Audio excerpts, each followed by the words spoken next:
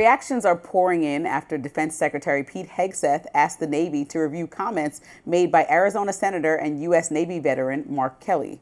The investigation goes back to comments made by Kelly and 5 other Democratic lawmakers in a now viral video where they encourage service members to defy orders that are unlawful. Earlier this week, Hegseth sent a letter to the Secretary of the U.S. Navy where he says, quote, "The Department of War recently received information regarding potentially unlawful comments made by Captain Mark Kelly in a public video on or about November 18th, 2025. I'm referring this and any other related matters for your review, consideration, and disposition as you deem appropriate.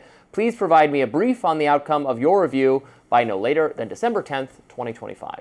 That letter led to an outcry from some who say it's another example of the Trump administration targeting the president's political opponents. Here's what Alyssa Farah-Griffin had to say about it on The View.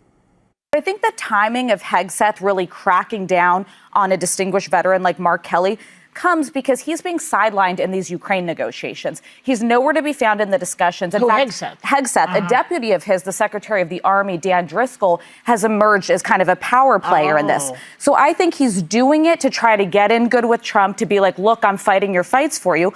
But it's going to go very similarly to how this Comey and Letitia James cases went, where when you do something that it doesn't look like there's merit there, it's going to fall apart. The president's going to be mad and you're going to be embarrassed. And Mark Kelly himself responded to the controversy last night when he appeared on Jimmy Kimmel's show. Take a look. He's not qualified for this job. And from what I can tell and talking to some of my Republican colleagues, I mean, he just wants to please the president. Obviously, yes. And this is what he can do this week. He can go after me under the Uniform Code of Military Justice, which is the law in the military, which is kind of wild because we recited something in the Uniform Code of Military Justice, and he's going to prosecute me under the Uniform Code of Military Justice. For reciting the Uniform Code of Military Justice.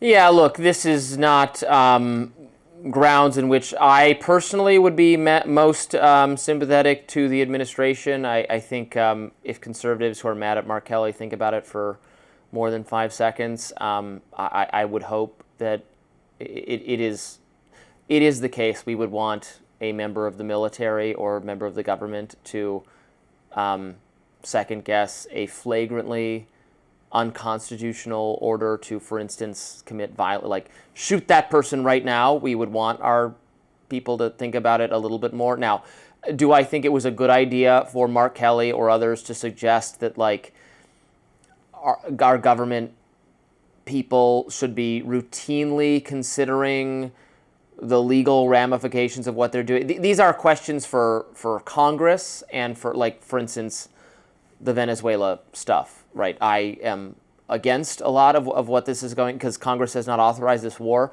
but that's a Congress issue, that's a Supreme Court issue. It's not really on the individual service members to determine whether firing on that ship or whatever is constitutionally authorized, right? It's not their responsibility, but yes, in a very broad philosophical sense, you have the right to. Now, if you're routinely morally troubled with what you're being instructed to do as a member of the armed forces or a government employee, then this is probably just not the right job for you, is what I would say, and you should maybe opt not to do it rather than wait until the moment and say, you know what, this is unconstitutional. So it's a little bit tricky to me, but I don't, bottom line, I don't think it was wrong. I don't think it's worthy of military discipline to point out that, yes, you can have your own mind about, you can consider what you're being told to do.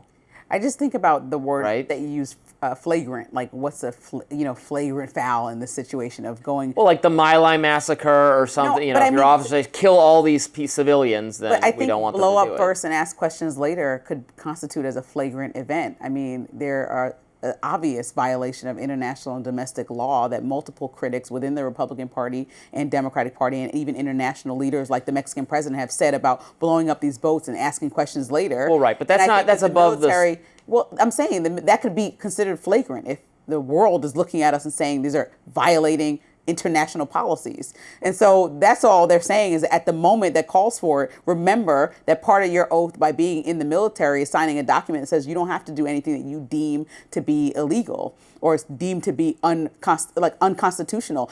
And we would usually go with Congress to make these type of decisions, but the president has found ways under counterterrorism tactic to circumvent leadership. I also think that with Mark Kelly's video, he put out a video, and whether you like it or not, I agree with your point that the military shouldn't make every single decision like that. That's a lot of stress on military people. That should be up to Congress. But since they've been skipped over, to have the president of the United States, who's done the skipping over of Congress, respond like, oh, like old times, we should hang folks, knowing that Charlie Kirk was just killed because of political violence, knowing that Mark Kelly's wife was hurt, Gabby Giffords, because of political violence. These are real issues. And so to now attack him after you threatened his life with some trying to be joke, I guess, if that what it was, and Hegseth reshared it on social media, I think that they should be disciplined. Because why are you sending those type of threats? Trump and Hegseth. Like, why are you sending those threats to somebody who, if you're trying to bring down political violence, why would you be threatening political violence? Talk about you'd hang somebody because they're telling people to look at what agreements they've signed before getting into the military and understand your rights in this situation. And a lot of people, there's real conversation around some of Trump's decisions in international waters, most recently and specifically, that seem to violate the law. And so you just said it earlier when I said we're judging Russia because of the international law violations that they do on a daily basis. And you said, well, the U.S. does it too. So then where does that leave the military members who feel uncomfortable with some of the choices being made?